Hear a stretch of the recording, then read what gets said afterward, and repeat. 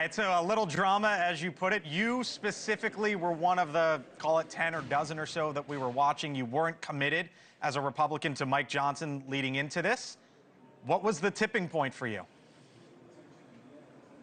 Well, Blake, we don't have coronations in the United States of America. And just like I run for office every 2 years and have to earn that vote, Speaker's no different. He has to earn the vote of the members that he serves. And let's face it, the last 15 months of his speakership haven't been markedly different than any of this, Paul Ryan, Kevin McCarthy, or John Boehner, for that matter. So why are you hopeful for the next 15 or 24 months? It takes a little more than just promises.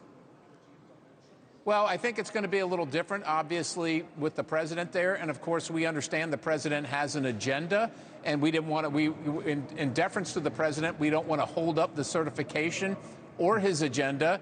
And we got certain assurances, although, we told the speaker that we're going to be watching very, very closely. But we got assurances that he plans on moving the original Trump agenda. And that's what we want to do. So when it comes to things like that, it's not me that he's going to have to worry about. It's a whole lot of other people in our party, and quite honestly, all the Democrats. So he's got his work cut out for him on that.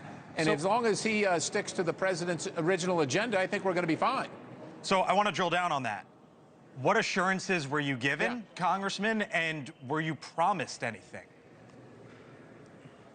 Well, no, we don't do the quid pro quo thing around here.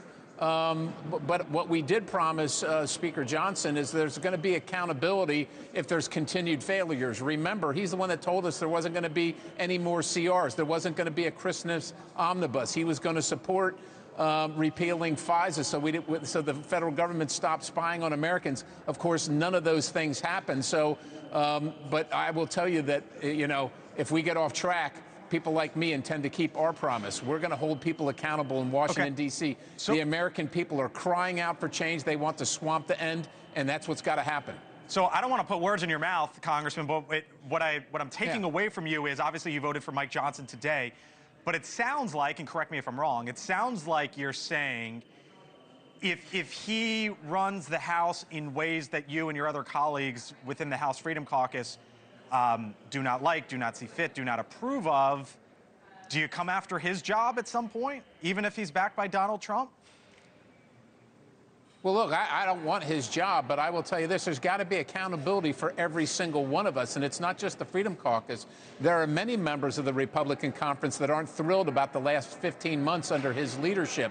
And now, we're going to give him some deference because President Trump is there and because we have a Republican Senate.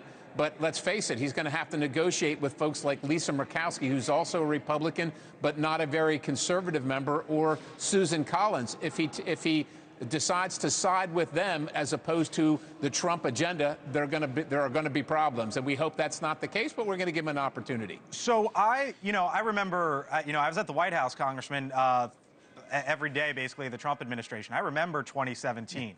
Repeal and replace Obamacare didn't happen. Tax reform did, and infrastructure did not. And as I sit here and I listen to you, Congressman Perry, if there are Republicans out there who are listening to this, would you assure them that Trump's agenda on the border and on taxes gets through? Because I'm hearing a little bit of, it seems like you think some of this could be an uphill battle. Well, I think a lot of it's going to be an uphill battle. If we're talking about Trump's agenda on taxes or the border and cutting spending, you can count on me.